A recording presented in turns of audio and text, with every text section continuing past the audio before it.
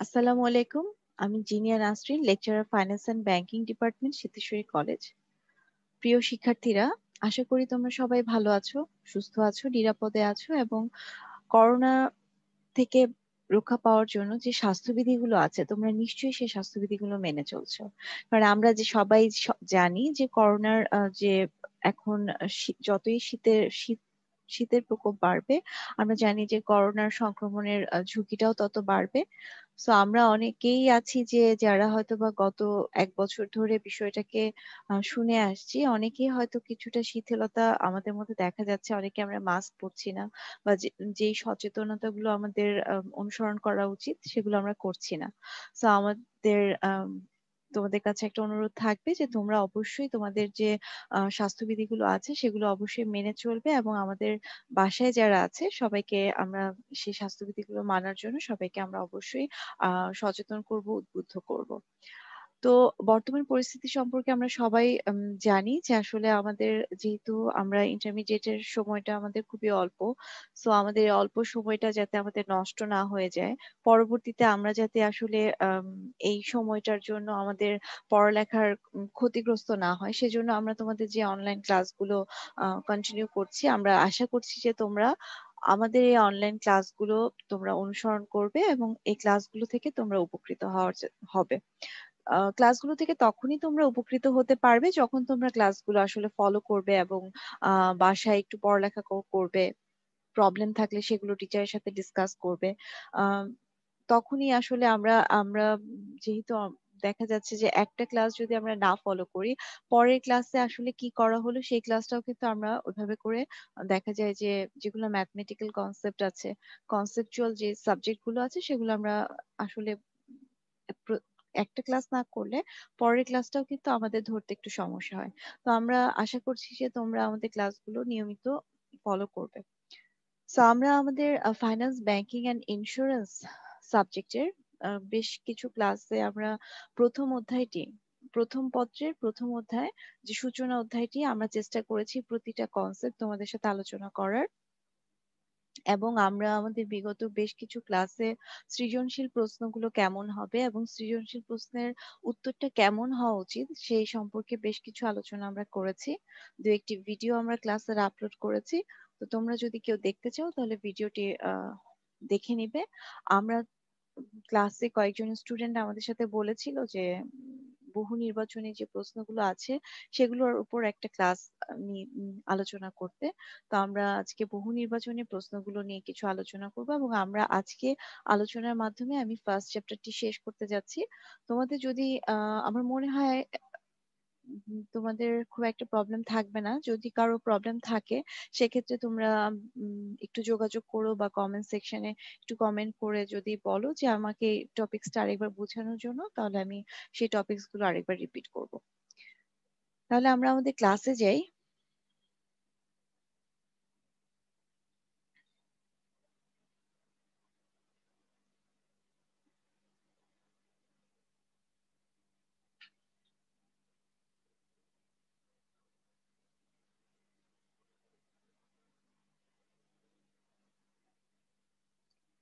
তো আমরা আমাদের প্রথম অধ্যায়ের বহু নির্বাচনী প্রশ্ন, কিছু প্রশ্ন আমরা এখানে আলোচনা করব আজকে।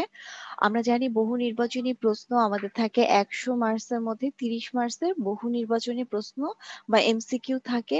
সেই বহু নির্বাচনী প্রশ্ন ৩০টা প্রশ্নের মধ্যে কিন্তু আমাদের আবার ৩ ধরনের প্রশ্ন থাকে আমরা জানি। আমরা তো আগে পরীক্ষা দিয়ে এসেছি আমরা জানি। তারপর আমি একটা বেসিক যতটুকু আলোচনা করা প্রয়োজন আমি আজকে একটু বহু নির্বাচনী প্রশ্ন নিয়ে আলোচনা করছি। সো আমরা বহু নির্বাচনী প্রশ্নের ৩টা ধরন থাকে আমরা জানি। একটা হচ্ছে সাধারণ বহু নির্বাচনী প্রশ্ন, একটা হচ্ছে বহুপদী সমাপ্তি সূচক বহু নির্বাচনী প্রশ্ন, আর আরেকটি হচ্ছে অভিন্ন তথ্যভিত্তিক বহু নির্বাচনী প্রশ্ন। সাধারণ বহু নির্বাচনী প্রশ্ন কোনগুলো?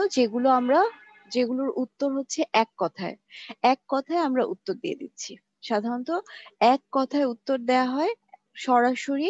যেইটুকু উত্তর সেটাই হচ্ছে আমাদের সরাসরি একটা মানে উত্তরের মাধ্যমে আমরা আমাদের আমাদের উত্তরটা দিলে আমরা ১ মার্কস এখানে পেয়ে যাচ্ছি। তার মানে হচ্ছে জ্ঞানমূলক। বহু নির্বাচনী, সাধারণ বহু নির্বাচনী হচ্ছে জ্ঞানমূলক এবং খুবই সংক্ষিপ্ত, খুবই স্পেসিফিক, নির্দিষ্ট ধারণা যতটুকু। ঠিক আছে, 1 মার্কসের উত্তর। আর আমরা বহুপদী সমাপ্তি সূচক বহু নির্বাচনী যেগুলো আছে, সেখানে আসলে উত্তর একটা হয় না সাধারণত। এখানে দেখা যায় যে আমাদের প্রথমত আমাদের 3টা অপশন দেয়া থাকে। প্রথমে 3টা অপশন দেয়া থাকে, তারপরে এই অপশনগুলোর কি করা হয়, বিভিন্ন রকমের সংমিশ্রণ করে আমাদের ক, খ, গ, ঘ দেয়া হয়। এটা হচ্ছে আমাদের বহুপদী সমাপ্তি সূচক বহু নির্বাচনী। এক্ষেত্রে দেখা যায় যে 1 আর 2ও হতে পারে, 2, 3ও হতে পারে, শুধু 1ও হতে পারে, 1, 2, 3 সবগুলোও হতে পারে, আমরা জানি। সো এটা হচ্ছে আমাদের বহুপদী সমাপ্তি সূচক বহু নির্বাচনী প্রশ্ন। ম্যাক্সিমাম সময় দেখা যায় যে এক্ষেত্রে লাইনগুলো, আমাদের যে প্রশ্নের লাইনগুলো থাকে, বাক্যগুলো অসম্পূর্ণ বাক্য থাকে। এই বাক্যগুলো সম্পূর্ণ করার জন্য আমাদেরকে এই 1, 2, 3-এর সাহায্য নিতে হয়। ঠিক আছে, এটা হচ্ছে বহুপদী সমাপ্তি সূচক বহু নির্বাচনী প্রশ্ন। একটা প্রশ্ন 30 মার্কসের মধ্যে সাধারণত 20% প্রশ্ন বহুপদী সমাপ্তি সূচক হয়ে থাকে। 20%-এর বেশি প্রশ্ন কিন্তু বহুপদী সমাপ্তি সূচক হবে না। সো আমরা এরপরে তৃতীয় ধরনটা হচ্ছে অভিন্ন তথ্যভিত্তিক বহু নির্বাচনী প্রশ্ন। এটাকে সিচুয়েশন সেট এমসিকিউ বলে। সো অভিন্ন তথ্যভিত্তিক বহু নির্বাচনী কোনটা, যেখানে সাধারণত একটা উদ্দীপক দেয়া হয় এবং সেই উদ্দীপকের আলোকে প্রশ্ন করা হয়।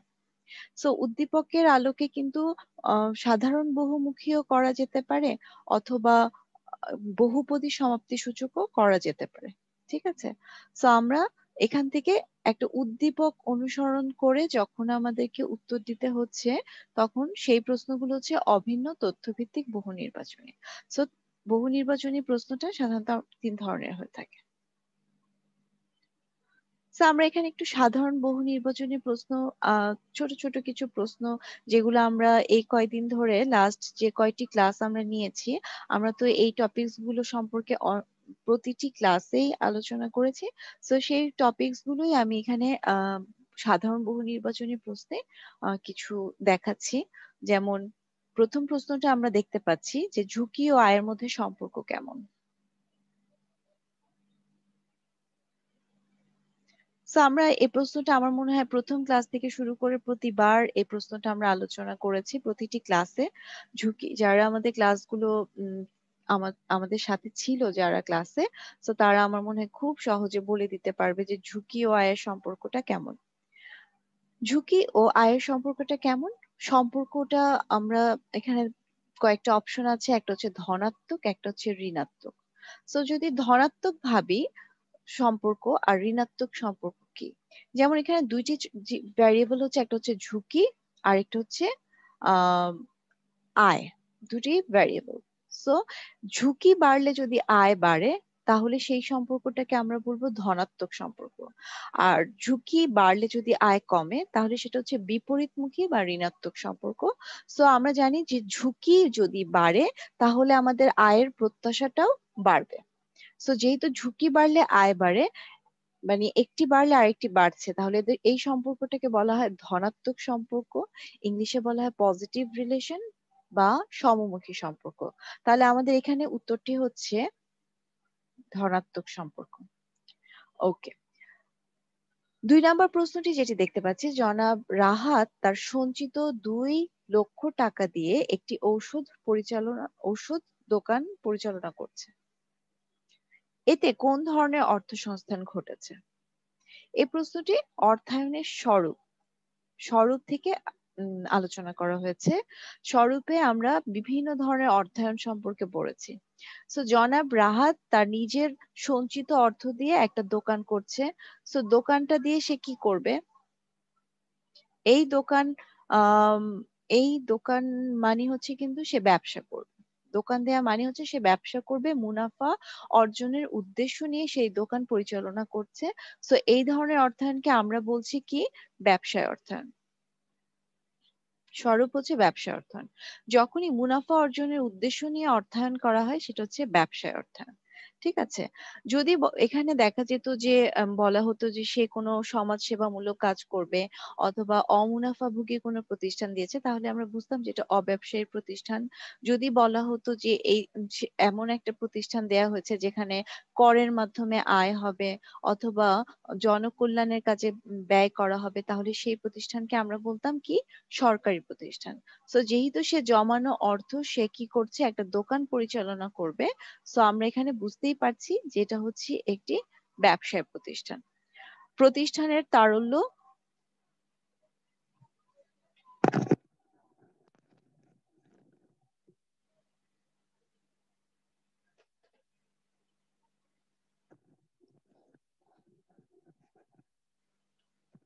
সরি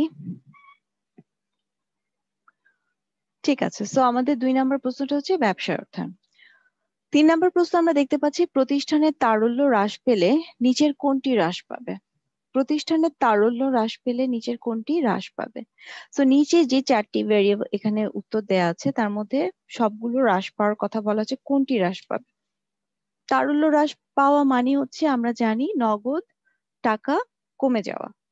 হাতে নগদ টাকা কমে যাওয়া মানে হচ্ছে তারল্য কমে যাওয়া। সো হাতে যদি নগদ টাকা কমে যায় তাহলে প্রথম অপশনে বলা হয়েছে চলতি দায় পরিশোধের ক্ষমতা কমে যাবে। আমি আমার যদি হাতে নগদ টাকা কমে যায় তাহলে আমি কি করতে পারবো না, দায় পরিশোধ করতে পারবো না, তার দায় পরিশোধ করার ক্ষমতাটা আমার কমে যাবে। সেকেন্ড অপশনে বলা হয়েছে মুনাফা অর্জন ক্ষমতা কমে যাওয়া। মুনাফা অর্জন ক্ষমতা আমরা জানি যে তারল্য যদি কমে যায়, তারল্য কমা মানে হচ্ছে নগদ টাকা কমা। নগদ টাকা কেন কমেছে?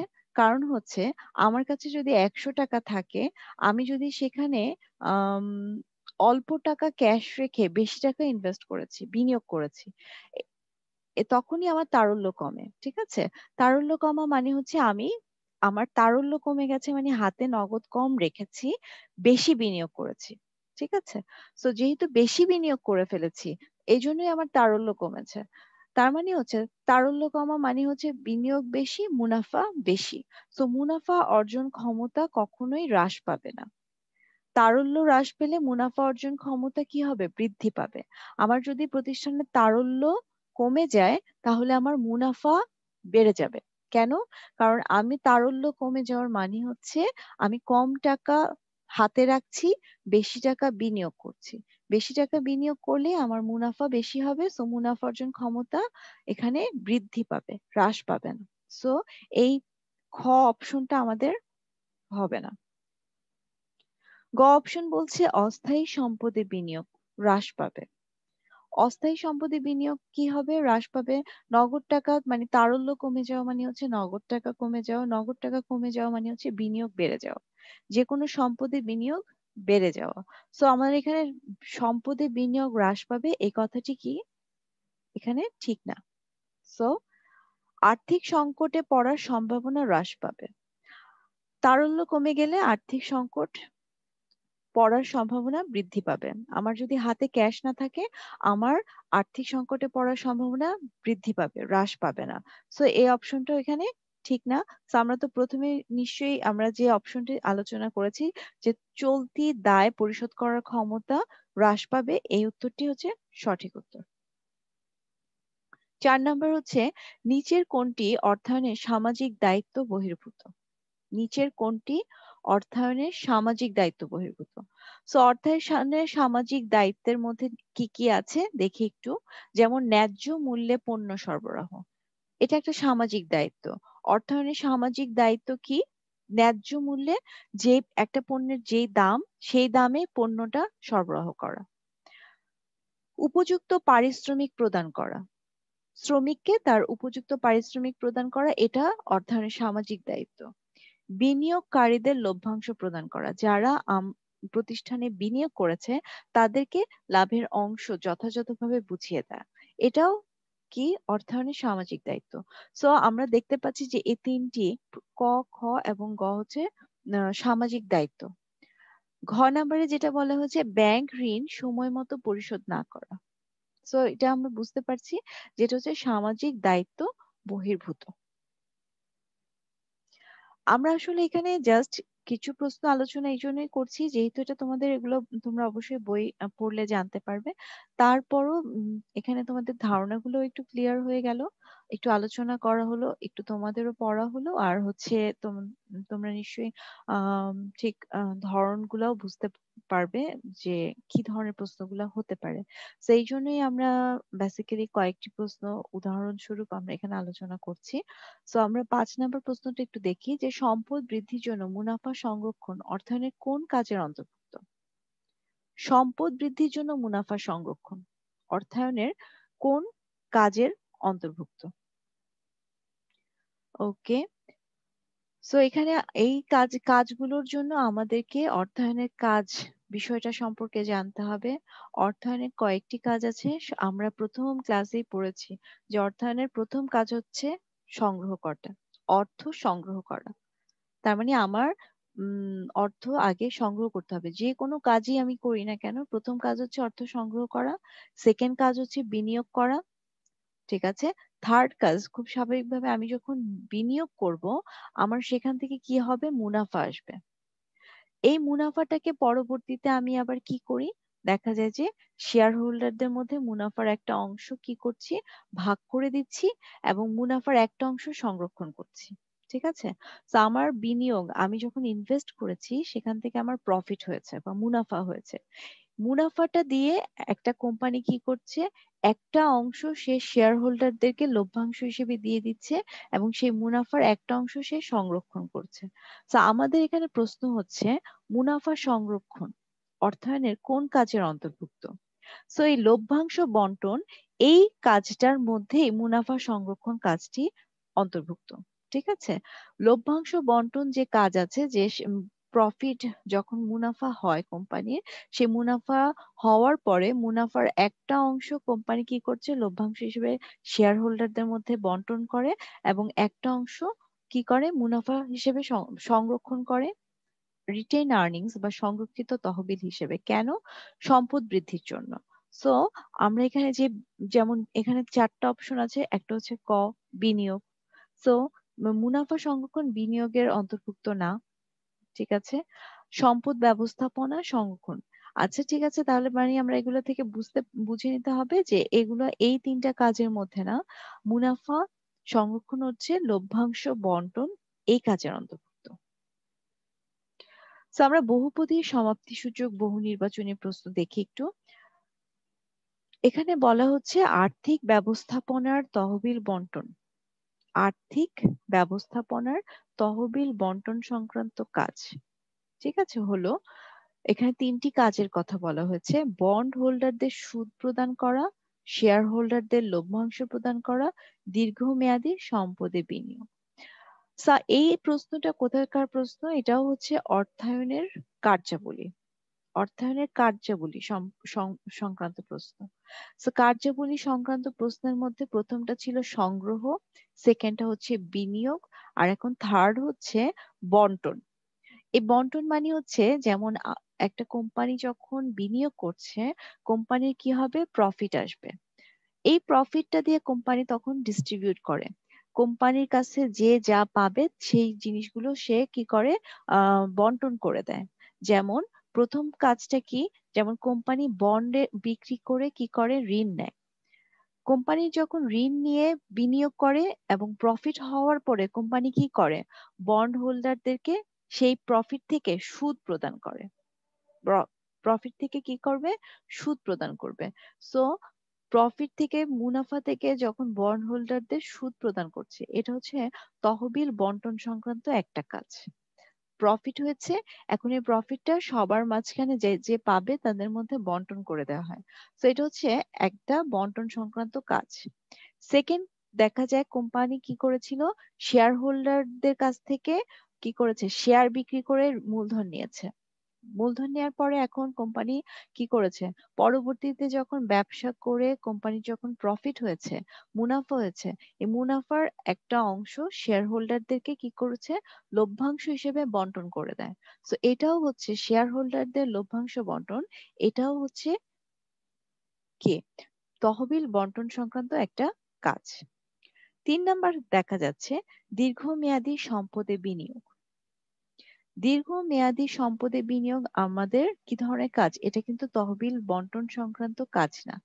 আমরা জানি যে আমরা প্রথমে অর্থ সংগ্রহ করি, তহবিল সংগ্রহ কাজ।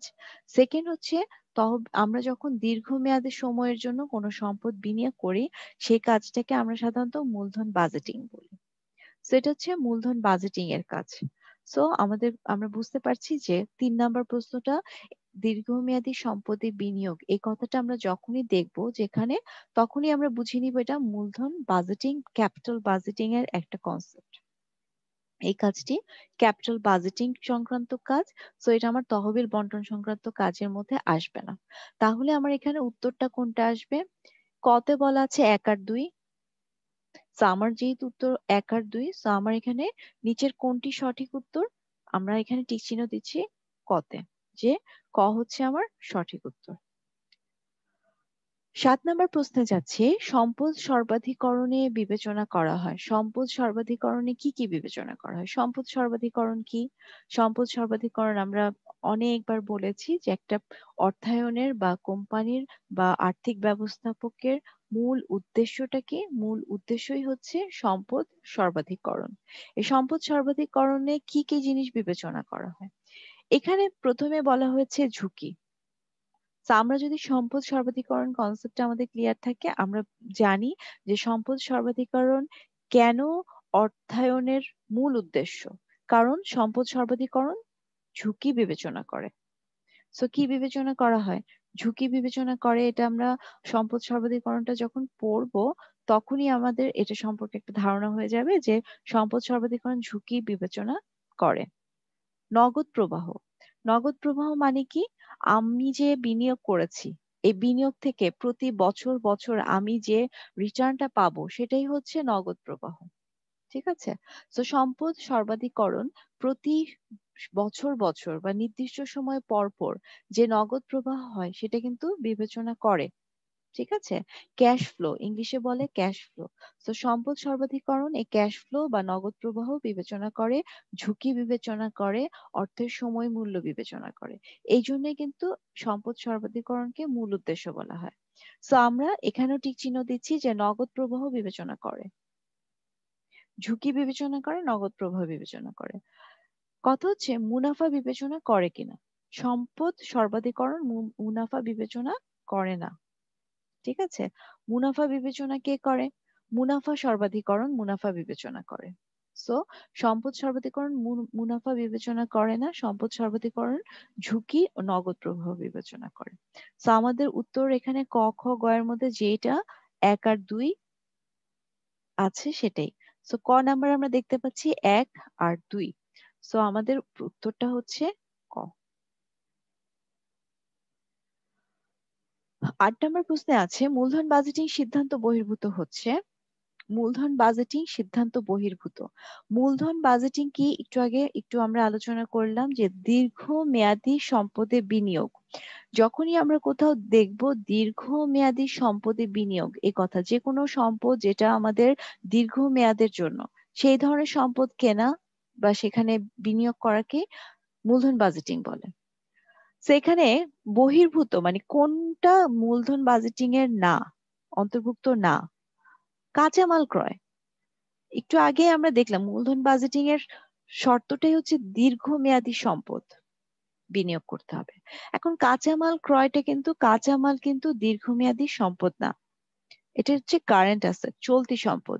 আমি আজকে কাঁচামাল কিনে আনছি, কালকে ব্যবহার করে ফেলছি, আবার কালকে কিনে আনছি, পরশু ব্যবহার করে ফেলছি। সো কাঁচামালটা আমরা আমাদের দৈনন্দিন উৎপাদনের কাজে ব্যবহার করা হয়। সো কাঁচামাল ক্রয় কিন্তু দীর্ঘমেয়াদী সম্পদ না। সো আমাদের প্রথম প্রশ্নটা কিন্তু আমরা এখানেই উত্তর পেয়ে যাচ্ছি। কাঁচামাল ক্রয় এটা একটা। তো আমাদের নিচে নেমে দেখতে হবে যে অন্যগুলো কি মূলধন বাজেটিং বহির্ভূত কিনা। মেশিন একটা দীর্ঘমেয়াদী সম্পদ। সো মেশিন ক্রয় মূলধন বাজেটিং সিদ্ধান্তের অন্তর্ভুক্ত, বহির্ভূত না। জমি ক্রয়, জমি একটা দীর্ঘমেয়াদী সম্পদ।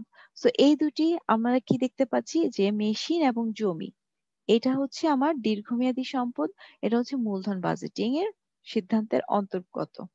আর কাঁচামালটা হচ্ছে কারেন্ট অ্যাসেট বা চলতি সম্পদ, এটা মূলধন বাজেটিং এর অন্তর্ভুক্ত না। সো নিচের কোনটি সঠিক সেক্ষেত্রে আমরা এখানে দেখতে পাচ্ছি 1 নাম্বারটা, সো ক নাম্বারটা হচ্ছে সঠিক উত্তর। 9 নম্বর প্রশ্নটা আমরা একটু দেখি। সংরক্ষিত আয়, তারপরে আমাদের এখানে গ্যাপ দেয়া হয়েছে যে আমরা এখানে নিচের অপশন গুলো থেকে আমাদের উত্তরটি বের করতে হবে। সংরক্ষিত আয় কি করে? 1 নম্বরে বলা আছে তহবিলের উৎস হিসেবে কাজ করে। প্রথম কথা হচ্ছে সংরক্ষিত আয় কি? এতক্ষণ ধরে আমরা যে আলোচনাগুলো করেছি বা এর আগেও আমরা যখন করেছি, সংরক্ষিত আয় সম্পর্কে আমরা এর আগেও বলেছি। আরেকবার আমি একটু বলি যে সংরক্ষিত আয় হচ্ছে, যেমন একটা কোম্পানি প্রথমে কি করেছিল? তহবিল সংগ্রহ করেছে। কোম্পানি ব্যবসা করবে, তার অর্থ দরকার। কোম্পানি কি করেছিল? শেয়ার হোল্ডারদেরকে কাছে শেয়ার বিক্রি করেছে, বন্ড বিক্রি করেছে বন্ড হোল্ডারদের কাছে। বিভিন্ন বিনিয়োগকারীরা এগুলো কিনেছে এবং কোম্পানিকে টাকা দিয়েছে। কোম্পানি সেই টাকাটা নিয়ে ব্যবসা করেছে, বিনিয়োগ করেছে। বিনিয়োগ করার পরে কোম্পানির কি হয়েছে? লাভ হয়, প্রফিট হয়েছে। এই প্রফিটটা পরবর্তীতে সে শেয়ার হোল্ডার, বন্ড হোল্ডারদের মধ্যে যে যতটুকু প্রাপ্য তাদেরকে সেটা কি করে? বন্টন করে দেয়।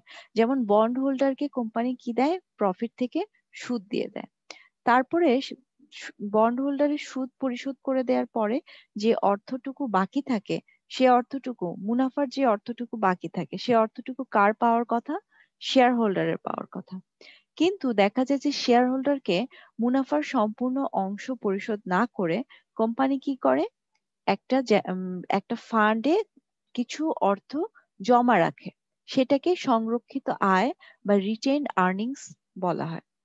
সো শেয়ার হোল্ডারদেরকে সম্পূর্ণ মুনাফার অর্থ পরিশোধ না করে একটা নির্দিষ্ট পার্সেন্টেজ অনুযায়ী, শতকরা হার অনুযায়ী, হ্যাঁ, যে এখানে যে একটা ফান্ডে বা একটা তহবিলে জমা রাখা হয়, সেই ফান্ডটাকে বলা হয় সংরক্ষিত আয়। এই ফান্ডটা পরবর্তীতে কোম্পানি আবার কি করে? আবার পুনঃবিনিয়োগ করে, রিইনভেস্ট করে। সো আমরা এখানে সংরক্ষিত আয়ের সম্পর্কে একটু জানলাম। তাহলে আমরা এখন দেখি যে এখানে আমাদের প্রশ্নের উত্তরে কি আছে। সংরক্ষিত আয় কি করে? তহবিলের উৎস হিসেবে কাজ করে। সো একটু আগে আমরা বলেছি কোম্পানি তার মুনাফা থেকে জমাতে থাকে এবং সেটা পরবর্তীতে তারা আবার কোথাও বিনিয়োগ করতে হলে একটা এই সংরক্ষিত তহবিলটাকে তহবিলের উৎস হিসেবে তারা এটাকে ব্যবহার করে। সো সংরক্ষিত আয় তহবিলের উৎস হিসেবে কাজ করে। এই কথাটা ঠিক আছে। শেয়ার মালিকদের স্বার্থ রক্ষা করে। সংরক্ষিত আয় শেয়ার মালিকদের স্বার্থ রক্ষা করে না। শেয়ার মালিকরা সবসময় চায় সংরক্ষিত আয়টা জমা না রেখে তাদেরকে দিয়ে দেওয়া হোক। কিন্তু তার কোম্পানির স্বার্থ রক্ষা করার জন্য সাধারণত কি করা হয়? সংরক্ষিত আয়টা উম তহবিল হিসেবে সংরক্ষণ করে। সেখানে শেয়ার মালিকদের স্বার্থ রক্ষা করে না সংরক্ষিত আয়। ৩ নাম্বারে দেখতে পাচ্ছি পুনরায় বিনিয়োগের করার জন্য ব্যবহৃত হয়। সংগৃহীত তহবিল যেহেতু জমা রাখা হয়, অর্থ জমা রাখতে রাখতে একটা ভালো একটা তহবিল তৈরি হয় এবং সেটাকে পরবর্তীতে আবার পুনরায় বিনিয়োগ করা হয়। সো সংরক্ষিত আয় তহবিলের উৎস হিসেবে কাজ করে, পুনরায় বিনিয়োগ করার জন্য ব্যবহৃত হয়। সো আমাদের এই দুটি উত্তর হচ্ছে সঠিক উত্তর। সো আমরা এখানে নিচে কোনটি সঠিক? ক ১ আর ২ বলেছে, খ ১ আর ৩ বলেছে, গ বলেছে ২ আর ৩। সো আমরা তো দেখতেই পাচ্ছি খ হচ্ছে ১ আর ৩। সো আমাদের সঠিক উত্তর হচ্ছে খ ১ আর ৩। এখন আমরা একটু অভিন্ন তথ্যভিত্তিক বহু নির্বাচনী প্রশ্ন একটু দেখি। যে এখানে আমরা বলেছি যে এখানে অভিন্ন তথ্যভিত্তিক সাধারণত আম ৩টা ২টা কি ৩টা প্রশ্ন সাধারণত আমরা দেখি যে এরকম থাকে আমাদের প্রশ্নে, যেখানে তোমার উদ্দীপক দেয়া থাকবে, উদ্দীপকটি পড়েই তোমাদেরকে কি করতে হবে? উত্তরটা দিতে হবে। আমাদের আগের প্রশ্নগুলোর জন্য সাধারণত আমাদের জ্ঞানমূলক যে ধারণা আছে সেগুলোই যথেষ্ট। বাট এখানে আমাদেরকে উদ্দীপক পড়ে উত্তরটা দিতে হয়। এখানে লেখা আছে উদ্দীপকটি পড়ো, নিচের দুটি প্রশ্নের উত্তর দাও। উদ্দীপকটি কি? দীন মোহাম্মদ একটি ফার্মের মালিক। গত বছর তার আয় হয় ১ কোটি টাকা। তারল্য হিসেবে ২০ লক্ষ টাকা রেখে অবশিষ্ট ৮০ লাখ টাকা পোস্ট অফিসে জমা রাখে। সো দীন মোহাম্মদ স্বাভাবিকভাবে একজন ব্যবসায়ী, তার আয় হয়েছে ১ কোটি টাকা। এখন এই 1 কোটি টাকার সম্পূর্ণ অর্থ সে পুনরায় না বিনিয়োগ করে সে কি করেছে 20 লক্ষ টাকা রেখে দিয়েছে। কেন রেখে দিয়েছে? তারল্য হিসেবে রেখে দিয়েছে। হাতে নগদ টাকা রেখে দিয়েছে তারল্য হিসেবে। আর অবশিষ্ট 80 লাখ টাকা সে পোস্ট অফিসে জমা রাখে। তো পোস্ট অফিসে জমা রাখলে সে কিছু ইন্টারেস্ট বা একটা ইন্টারেস্ট পাবে। সো তার এখানে এটা একটা ইনভেস্টমেন্ট, যেহেতু সে এখান থেকে একটা রিটার্ন পাবে। খুব স্বাভাবিকভাবে সে যদি 80 লাখ টাকা না রেখে 1 কোটি টাকা রাখতো, তাহলে তার রিটার্নের পরিমাণ আরো বেড়ে যেত। সো আমাদের প্রথম প্রশ্নটা আমরা একটু দেখি যে দৈনন্দিন কাজ পরিচালনায় নগদ অর্থ হাতে রাখার জন্য দীন মোহাম্মদ কে কোন নীতি মেনে চলা উচিত? দৈনন্দিন কাজ পরিচালনায় নগদ অর্থ হাতে রাখার জন্য, সো দৈনন্দিন কাজ পরিচালনার জন্য নগদ টাকা প্রয়োজন, এবং এই নগদ টাকাটা হাতে রাখার জন্য আমাদেরকে কোন নীতি অনুসরণ করতে হয়? আমরা জানি তারল্য ও মুনাফা নীতি। তারল্য ও মুনাফা নীতি, নগদ টাকা হাতে রাখা, এইটা হচ্ছে আমাদের সব সময় মাথায় রাখতে হবে, তারল্য ও মুনাফা নীতি। যখনই আমাদের নগদ টাকা হাতে রাখা বিষয়ে কোনো কনসেপ্ট আমরা দেখবো, আমরা বুঝে নিব সেটা তারল্য কনসেপ্ট, এবং এই নীতিটার নাম হচ্ছে তারল্য ও মুনাফা নীতি। এখানে যদি তারল্য ও মুনাফা নীতি না হয়ে তারল্য তারল্য নীতিও হতো, আমরা সেটাই অ্যান্সার করতাম। সো আমাদের প্রথম প্রশ্নের উত্তর হচ্ছে খ, তারল্য ও মুনাফা নীতি। 2 নম্বরে বলা হয়েছে যদি জনাব দীন মোহাম্মদ তার আয়ের পুরোটাই পোস্ট অফিসে জমা রাখেন তাহলে কি হবে? জনাব দীন মোহাম্মদ আয়ের পুরোটা যদি পোস্ট অফিসে জমা রাখে তাহলে কি হবে? খুব স্বাভাবিকভাবে জনাব দীন মোহাম্মদ এখন 80 কোটি টাকা 80 লক্ষ টাকা রাখছে। সে যে পরিমাণ রিটার্ন পাবে, আয় হবে তার যে পরিমাণ, সে যদি পুরো 1 কোটি টাকা রাখে তাহলে তার আয়ের পরিমাণটা কি হবে? বেড়ে যাবে, মুনাফার পরিমাণটা বেড়ে যাবে।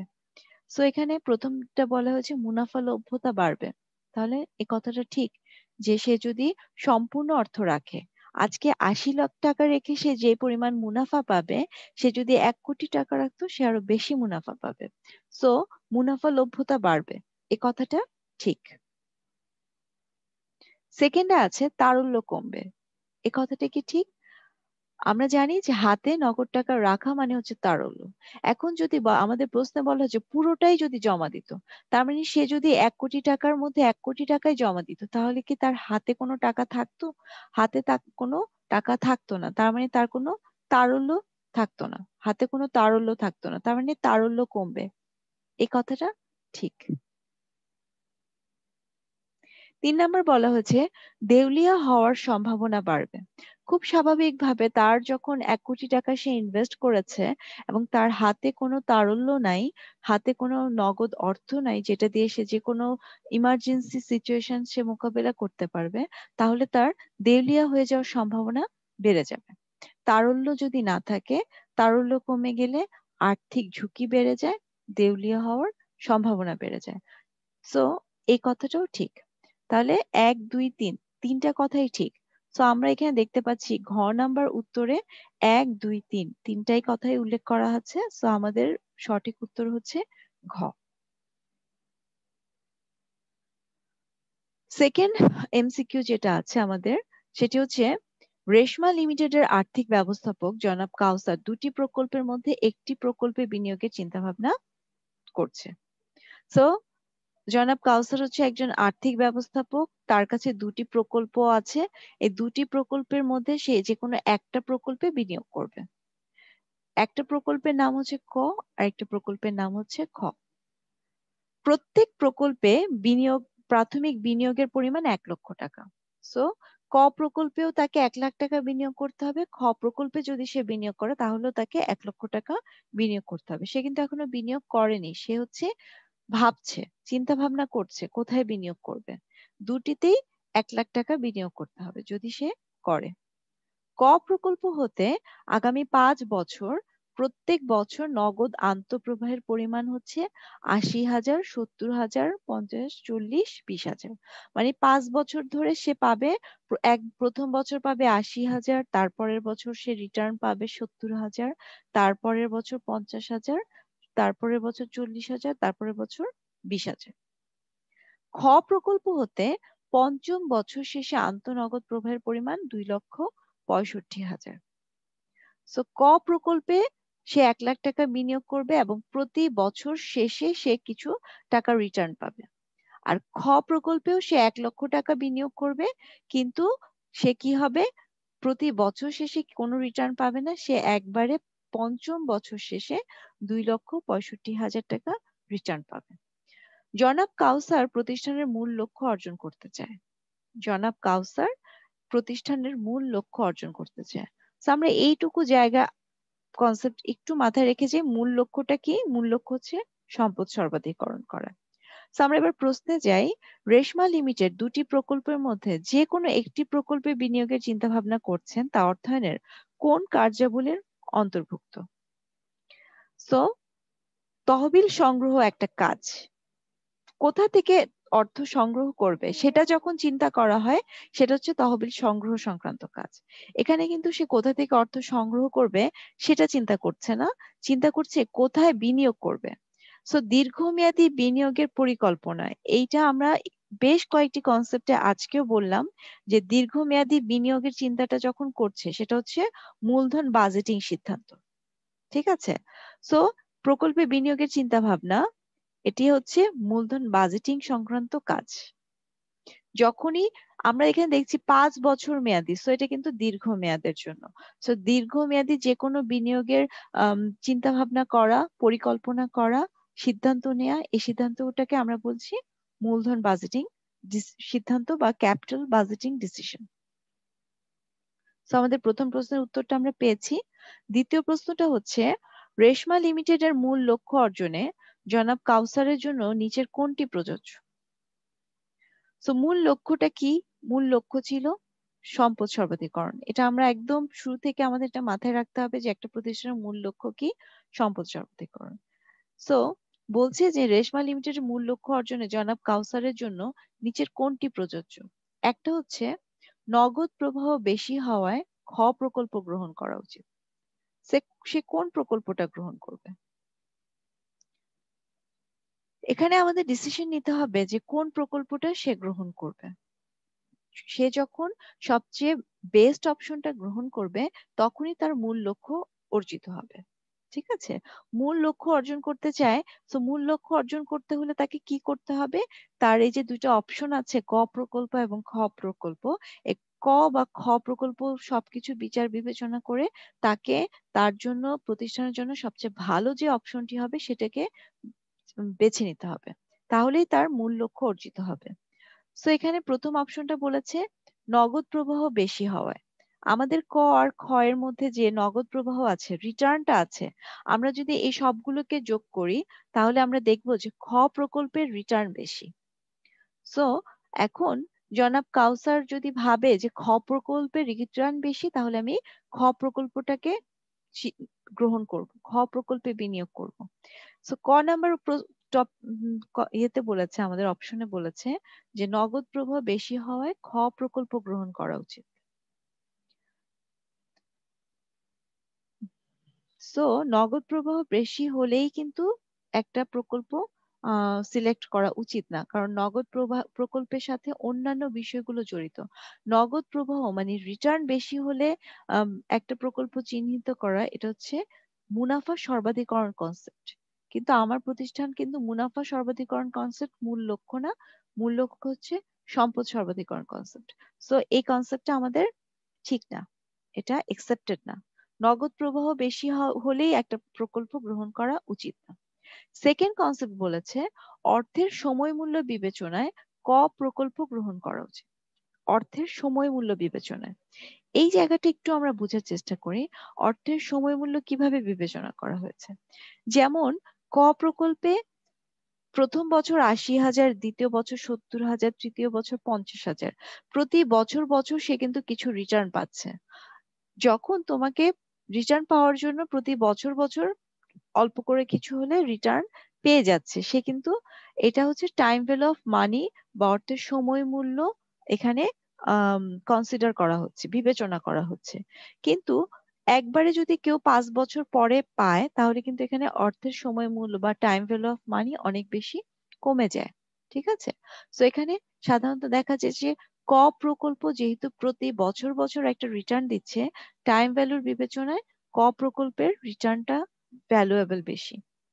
সো এখানে আমাদের যে উত্তরটা আছে যে অর্থের সময় মূল্য বিবেচনা করেছে। অর্থের সময় মূল্য মানে সবাই কিন্তু বর্তমানে যে অর্থটা আছে সেটাই গ্রহণ করতে চায়। তোমাকে যদি একটা অপশন দেওয়া হয় যে তুমি আগামী 5 বছর ধরে প্রতি বছর কিছু অর্থ পাবে আর তুমি আগামী 5 বছর পরে একবারে কিছু অর্থ পাবে, প্রতিটি বিনিয়োগকারী কি চায় যে ইনস্ট্যান্ট সে কত দ্রুত রিটার্নটা পেতে চায়, সে কোনো বিনিয়োগকারী 5 বছর সময় অপেক্ষা করতে চাবে না। সো এই কনসেপ্টটা হচ্ছে অর্থের সময় মূল্য কনসেপ্ট। সো এই ক্ষেত্রে হিসাব করলে অবশ্যই জনাব কাউসার অর্থের সমমূল্য বিবেচনায় ক প্রকল্প গ্রহণ করবে। আমাদের উত্তরটা হচ্ছে অর্থের সময় মূল্য বিবেচনায় জনাব কাউসার ক প্রকল্প গ্রহণ করবে। ঠিক আছে, তাহলে আমরা আমাদের উত্তর এ পর্যন্ত আমরা আমরা আমাদের বহু নির্বাচনী প্রশ্ন কিছু আলোচনা করেছি এবং আমরা সৃজনশীল প্রশ্ন আলোচনা করেছি। সো আমি মনে করছি যে আমাদের এই চ্যাপ্টার আর কোনো টপিকস আমাদের আলোচনা করা হয়নি এমন কিছু নেই। সো আমি আমার ফার্স্ট চ্যাপ্টার আমার ফাইন্যান্স ব্যাংকিং ইন্স্যুরেন্স এর প্রথম পত্রের প্রথম অধ্যায়টি আমরা এখানে আজকে শেষ করছি। পরবর্তীতে আমরা চতুর্থ অধ্যায়টি নিয়ে আলোচনা করব। তোমরা নিশ্চয়ই বাসায় আজকে যতটুকু আলোচনা করেছি এছাড়া আমাদের বাকি বইয়ের মধ্যে যতগুলো এমসিকিউ আছে তোমরা একটু আম, দেখবে, একটু প্র্যাকটিস করবে। যদি কোনো প্রবলেম মনে হয় কোনো কনসেপ্টে তাহলে আমাদের সাথে পরবর্তী ক্লাসে বা আমাদের ভিডিওর যে নিচে আছে সেখানে কমেন্ট করে কনসেপ্ট গুলো সম্পর্কে একটু লিখে রেখো, তাহলে আমরা পরবর্তী ক্লাসে সেটা আলোচনা করার চেষ্টা করব। সবাইকে ধন্যবাদ। আসসালামু আলাইকুম।